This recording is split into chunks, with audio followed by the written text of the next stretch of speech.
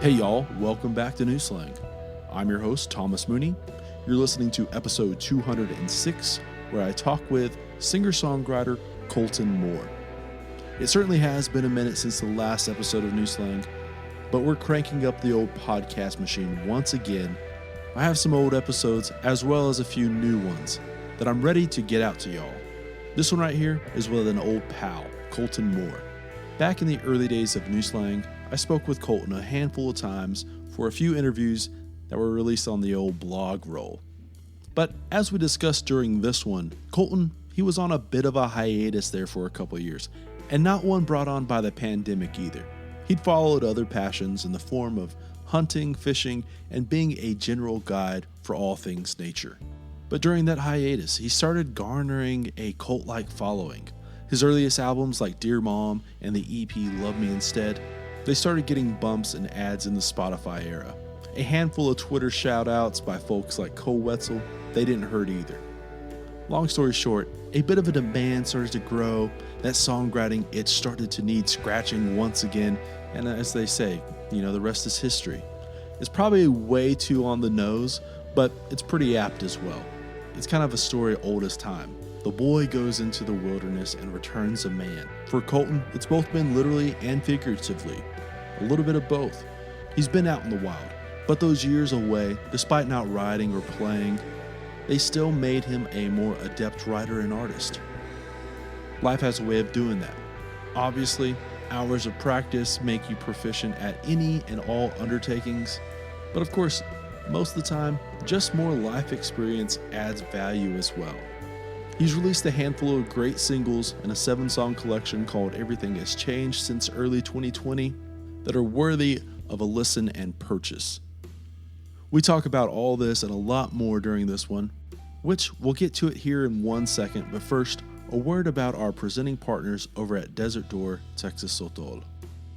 Today's presenting partner is our pals over at Desert Door, Texas Sotol. If you've been listening to New Slang, I reckon you're more than familiar with Desert Door by now.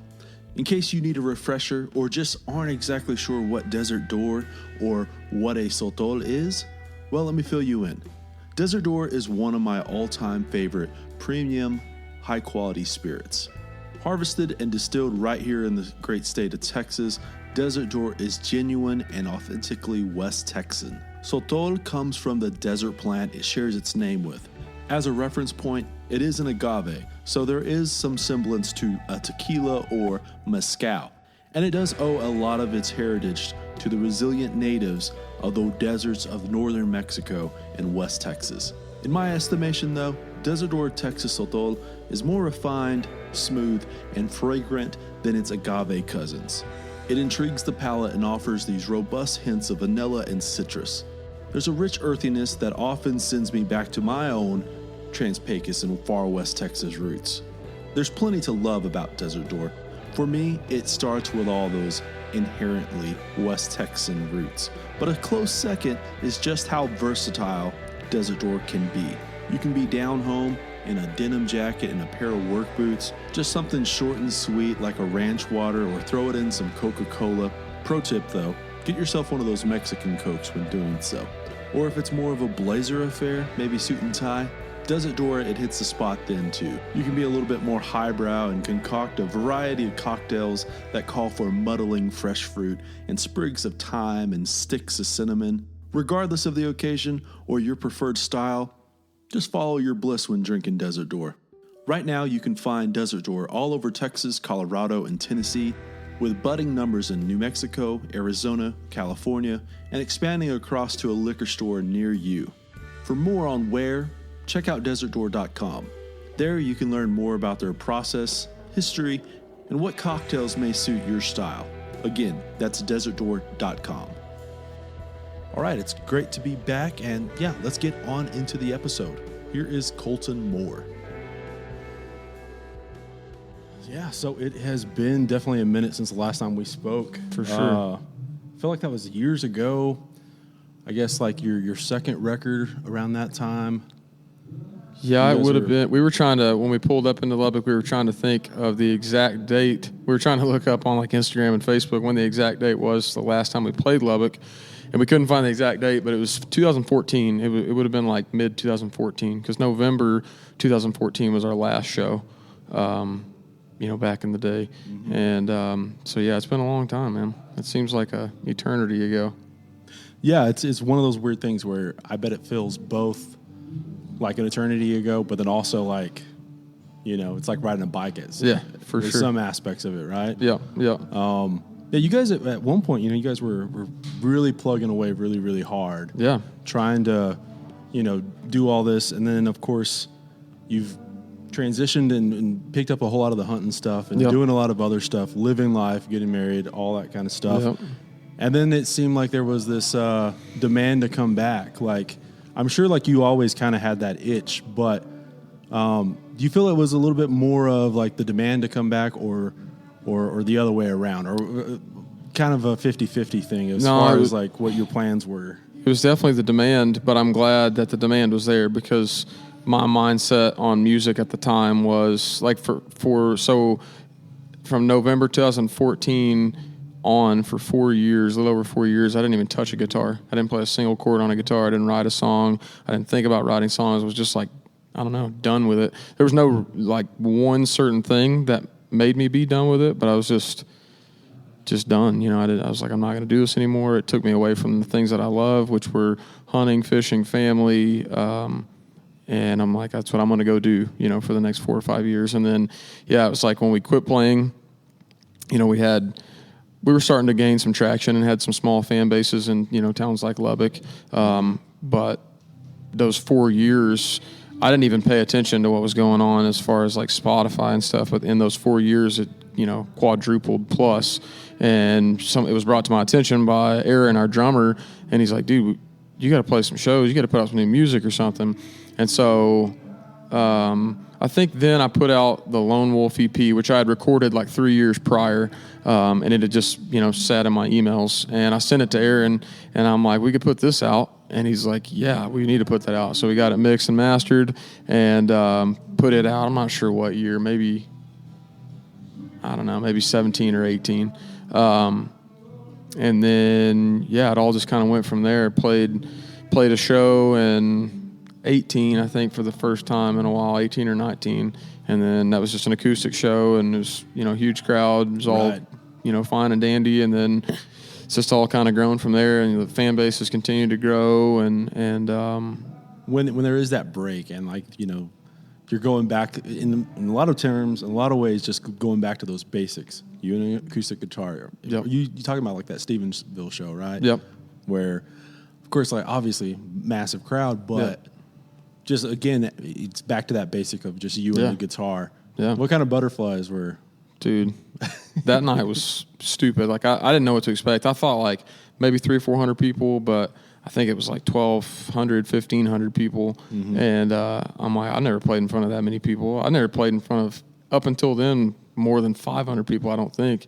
And so it was just like overwhelming. But I just got up there and like did what I do. And I'm not great at like talking in the microphone. I don't even know if I'm great at writing and playing songs, but I'm good enough at it to get up there and do it. And that's what I did. And people enjoyed it. And it's crazy. And like these past 3 nights, we've been in places where we've never played before. We played Fayetteville, Arkansas, Pittsburgh, Kansas, and then last night in Stillwater.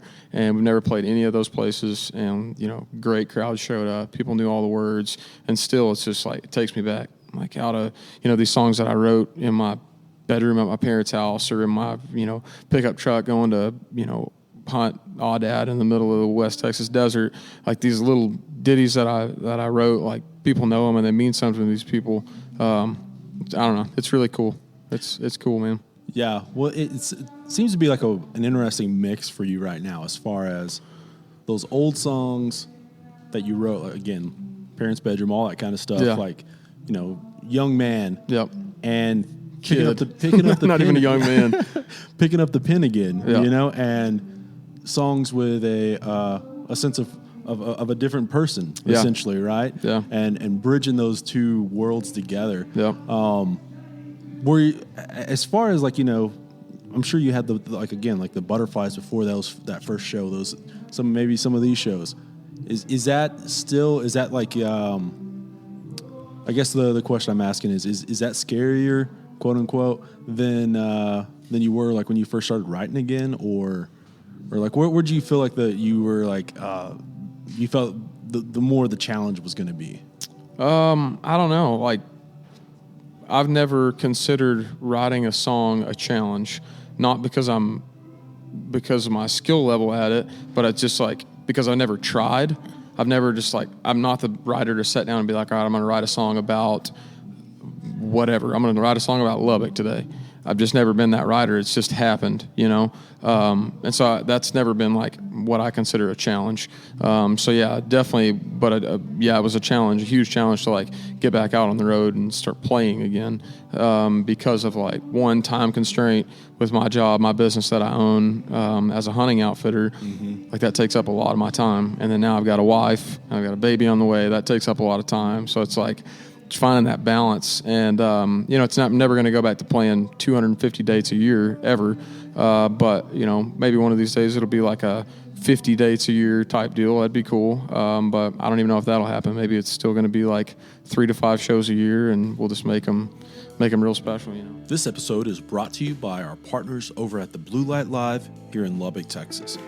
Blue Light has long been the epicenter of the Lubbock songwriter scene and has been a prestigious home away from home for some of Texas, Americana, country, and rock and roll's finest over the decades. Talk with a songwriter who's come out of Lubbock, West Texas, or the Panhandle the last 20 years, and 99.9% of them are going to tell you just how integral and necessary the Blue Light has been in their come up as a songwriter and a performer.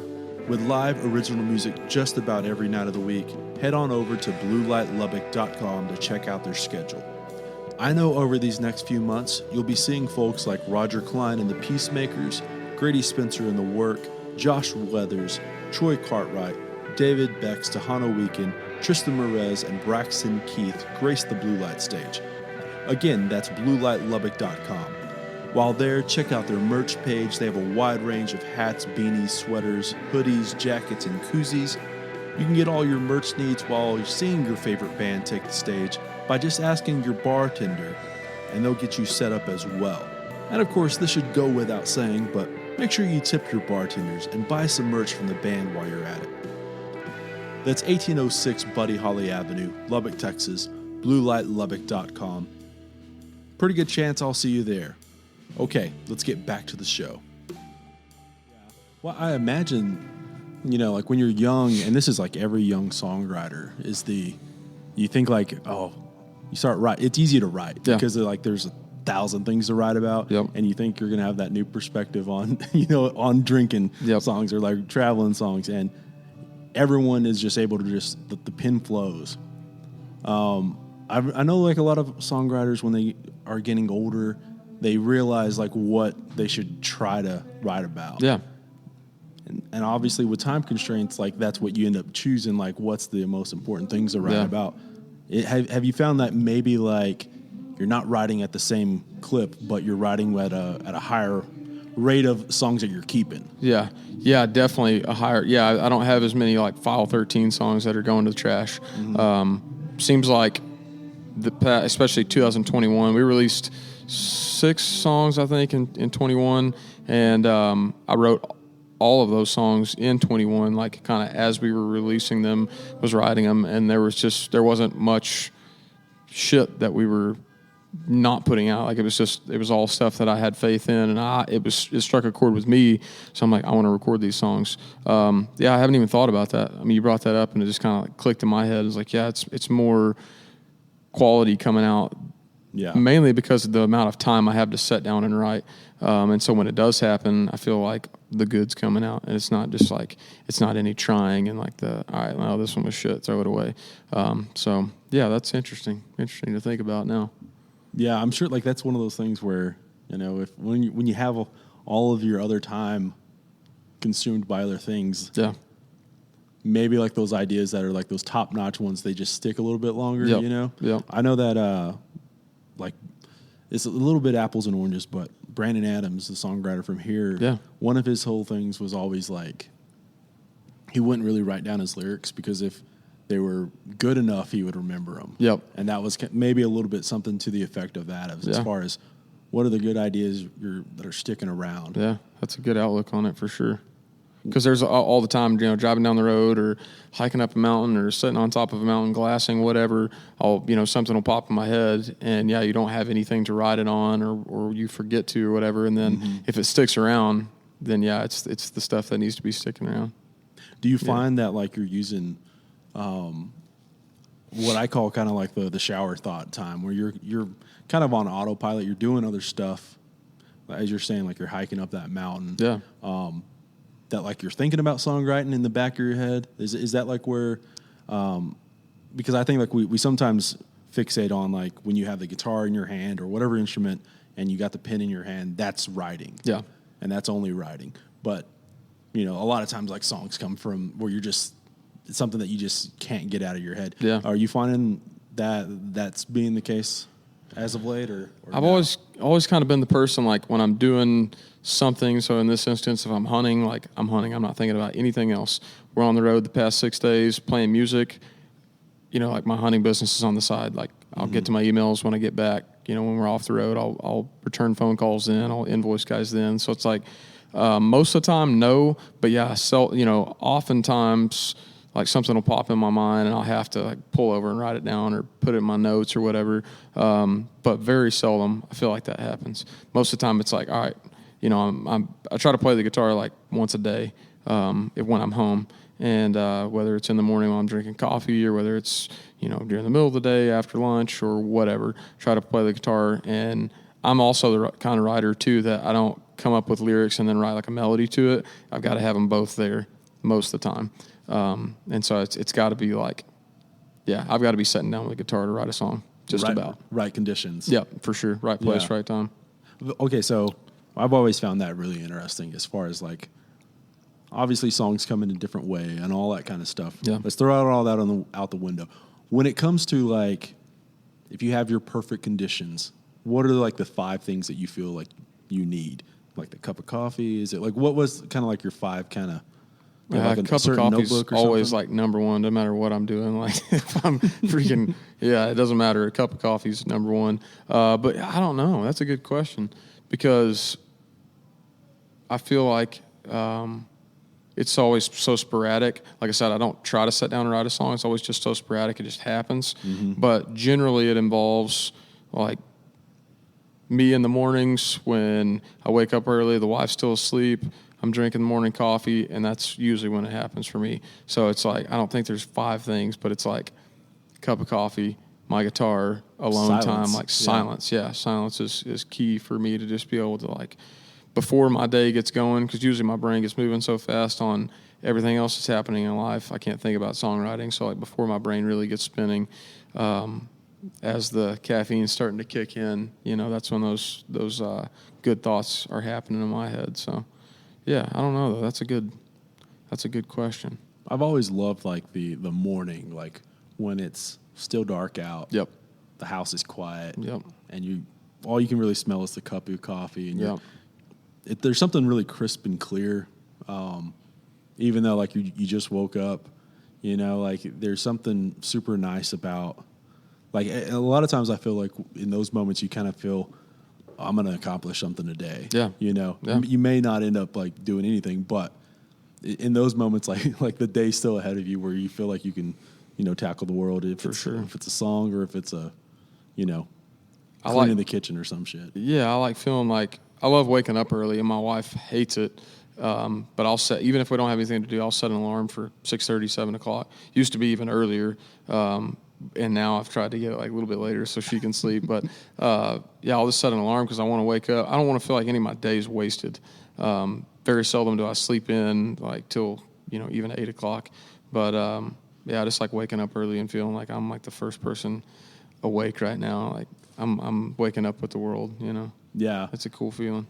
I always like felt like my dad woke up way earlier than necessary. Yep. And then Same. as you start getting older, you're like, well, you know what? Actually, like 5:30 is not that early. No. Like in comparison to, it's not that early. Yeah. I feel like my, whatever like your human clock is or whatever, is like, for me, I always just get up like at 6:30. Yeah. Like every morning I wake up. I may like lay there and, not do anything for a minute, but for the most part, it's like, you're up and at 'em. It's right there. Yeah.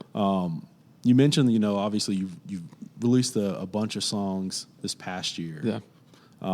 Do you feel like the business side of it you've got a little bit more of a grasp on what you want to do? Like, early on, like in anything, you're just kind of like trying to figure out what to do. Should I release a record? Should I put out an EP? What should I do? Yeah.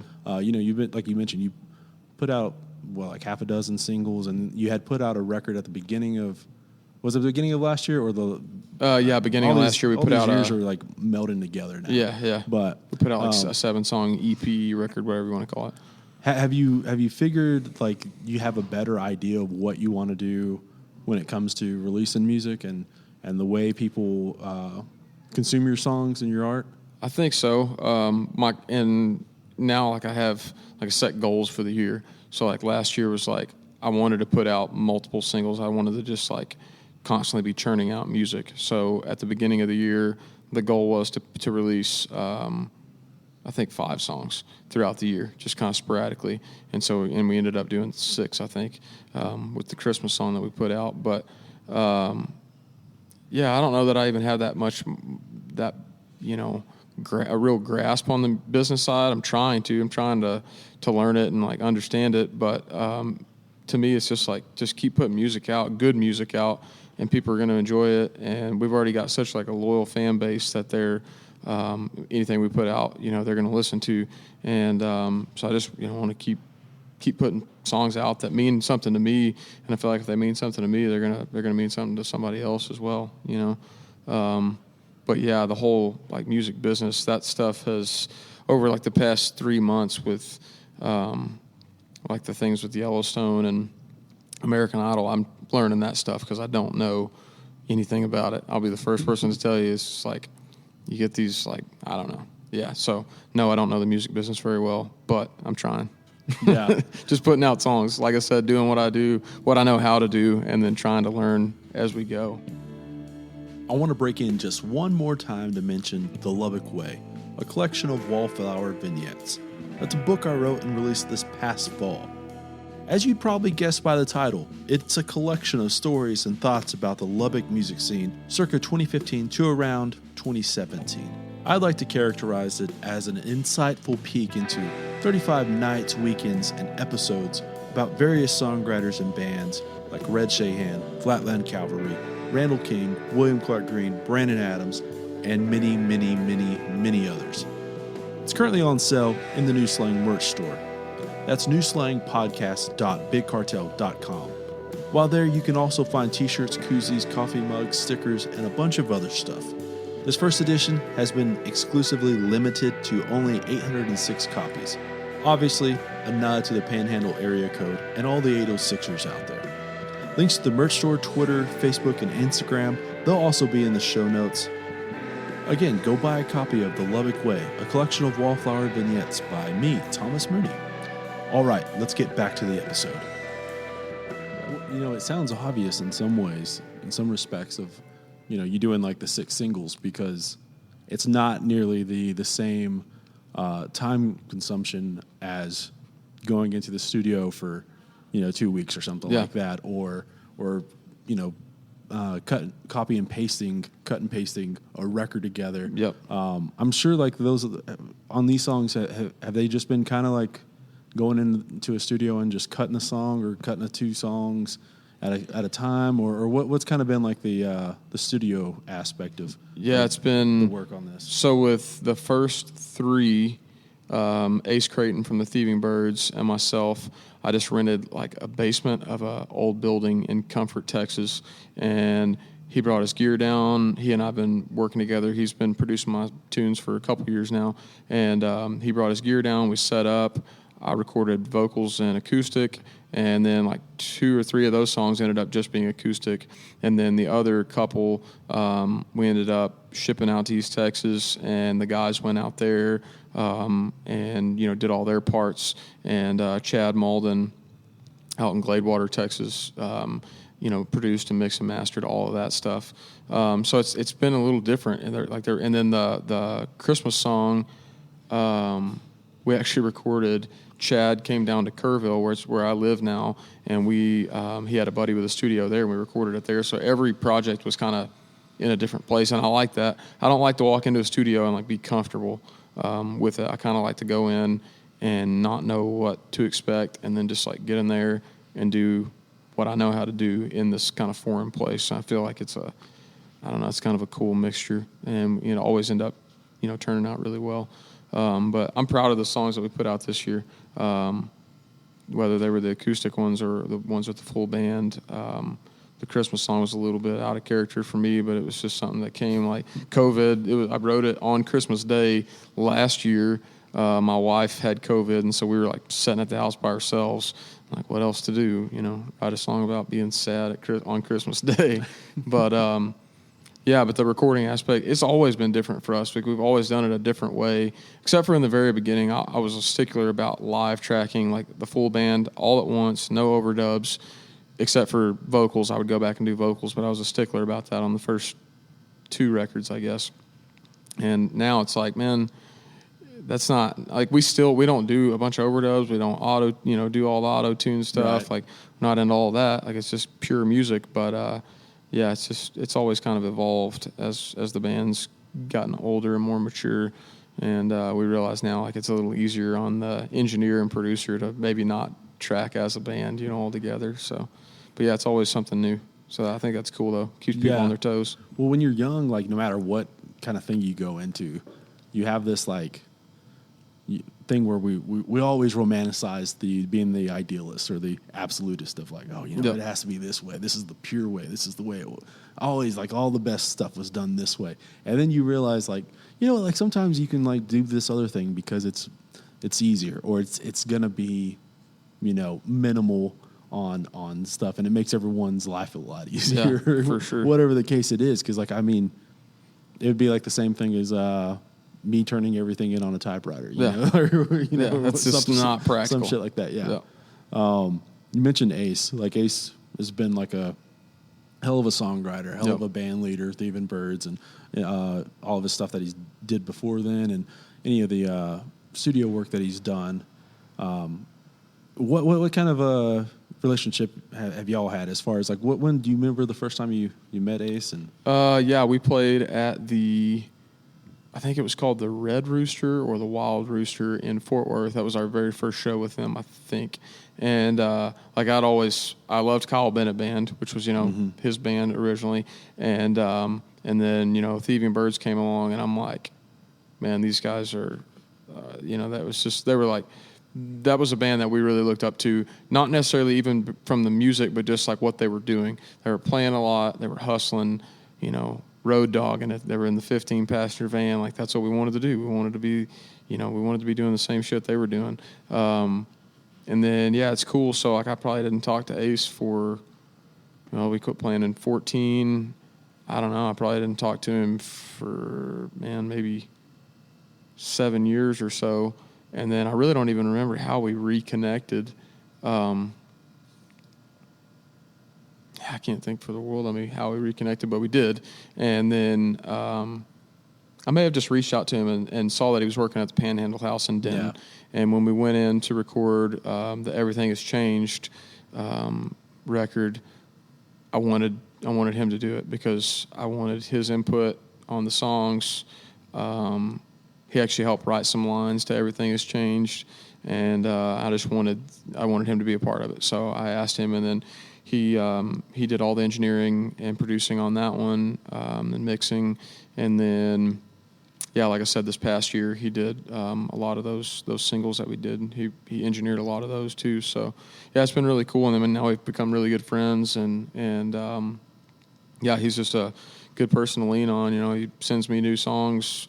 Little voice memos on his iPhone. I send him new songs just to see if they suck or not, and we always kind of bounce stuff off of each other. And definitely a good influence, good writer to have in my corner. So he's a dear friend of mine. It's always one of those. It's good to have somebody like that who is going to be real with you. Yep. Who you know, family and like wives and dads and moms, you show songs and they're going to love everything. It's like, oh, this is, you know, the next coming of Chris Christopherson, you know, whatever the case, no matter what. Pretty skewed. And you're kind of like, oh man, I need to have that one friend that group of people are going to be real with me. Yeah. Kind of give you yeah, you can do better on this. Yeah. Or, you know, that when we recorded the Everything Has Changed record, there was one song. So that the plan was for it to be 8 songs, and ended up being 7. And I wondered when I got like the first mixes back from Ace, that song wasn't in there. There was only 7. And I'm like, wonder why that song is not in there. So I asked him about it, and the song's called Give It Up. And I'm like, where's Give It Up at? He's like, I guess I overlooked it or whatever. And turns out like, no, it's a shit song. Like I should have never tried to record it. It just doesn't fit. You know, it's for somebody else, or maybe it's for nobody else at all. Like it doesn't ever need to be heard. But I thought that was funny. Like Ace is so nice. He's not going to be like, dude, that absolutely sucks. He's just like, nope, not going to go in there. Not going to mix that one. Oh man, that's funny. It's just like, just keep on losing it. For sure. Dropbox, man. I don't know what the problem is. I don't know where it's at, man. I must have named it something else. Yeah. But you know, we've talked about this whole gap, right? Between 2014 and now. You know, it's not that long of a period of time, but it does feel like there's been a lot of shifting ground in the Texas scene, the Americana scene, all that kind of stuff. Do you feel that, like, you know, even in this way of like having this really a cult following, if you will, a little bit more of a diehard than a casual fan, has helped maybe like with this way the music scene's been kind of shifting around, that like, I don't know, like I guess I'll put it this way. In 2014, it felt like you guys were trying to be really just like a Texas country band. Yep. That's just nothing good about that, nothing bad about that. Like a band who tours Texas and is trying to make Texas country feels right now, like that barrier is not even there. That that idea of being it feels like you guys are trying to do more. You're trying to be an Americana songwriter, or being just a country songwriter, or whatever, a singer-songwriter, without the feeling of a label. Yeah. Do you think that's come with a little bit of a change in yourself, a little bit more, you know, wiser aspects, and also kind of like the shifting of the way this you know, Texas Americana country, whatever we want to call it, scene has kind of gone over the last few years? I think a lot of it has come like from my taste of music. And I never even, I mean, when I was like 15, 16, 17, I liked like Texas country, whatever that even is. But I liked that real country sounding music. But then my taste for music changed really quick when we got on the road. And I was like, no, I like rock and roll. I like folk music. I like indie music. Like that's the stuff, like you will not find really a Texas country song on any of my playlists that I listen to on like the regular basis. Nothing wrong with it. It's just not my thing. And so I think that started to shine through in our music a lot. And then like people that I look up to as well, seeing them as, you know, they're going over to Europe and touring and stuff, like they're relevant everywhere, not just in Texas. Like Donovan Woods, you know who Donovan Woods is? Like he's a Canadian dude. He travels Europe. He travels all over the place, United States, wherever. I look up to him a lot, his songwriting and like his touring schedule. Like he's not just beating the heck out of the road. He's tasteful with it, but he's hitting all these key places, and he's got a cult following, like you said, and he's just an incredible writer. So, yeah, I think a couple different things have kind of changed that, but I think the main thing is just my taste for music and kind of getting in my groove of like what was really me, you know, because when I'm, you know, 15, 16, 17, I didn't know who I was as a writer or a person in general. So I think a lot of it's come from that. Yeah, I think that's obviously just kind of the growth, right, of everyone. I think that one of the things that, you know, maybe a silver lining of even like the COVID stuff happening and affecting the music industry, the music scene has been, you know, when you're young, you hit the road every weekend, right?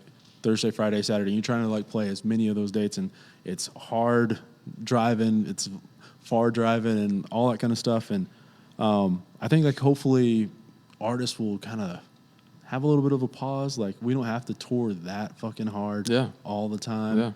Yeah.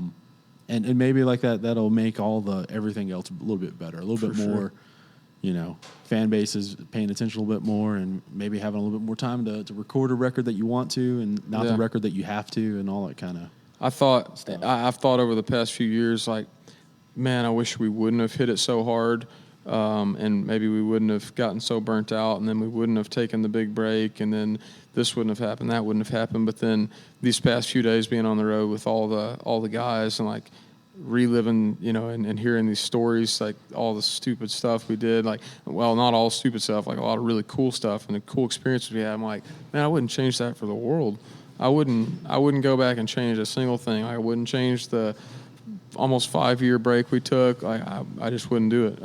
It's what was meant to happen, and it happened for a reason. And now we're here today. We're something that's like in the pipe for this next year. This is our 10-year kind of anniversary as a band, and so we're working on a documentary. And it's going to be called "Everything Has Changed," like the song we put out. And it's just like, because it's changed so much. It's like a drastic change when we look at it from the days of just beating up the road to now, so different. So yeah, that's something that's coming down the pipe for this next year. I'm really excited about that.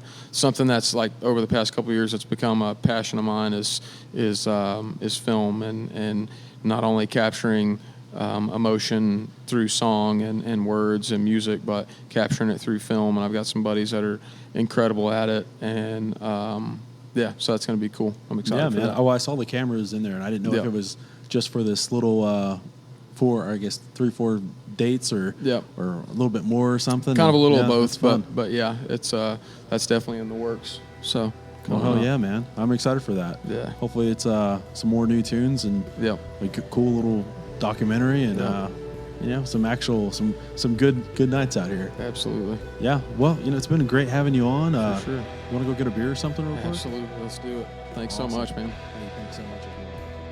All right, that's it for this episode with Kolton Moore. Be sure to keep an eye out for new music and some selected 2022 tour dates from Kolton Moore and the Clever Few. Go stop on over and visit our presenting partners at Desert Door and the Blue Light Live. And yeah, I'll see y'all soon for another episode of New Slang.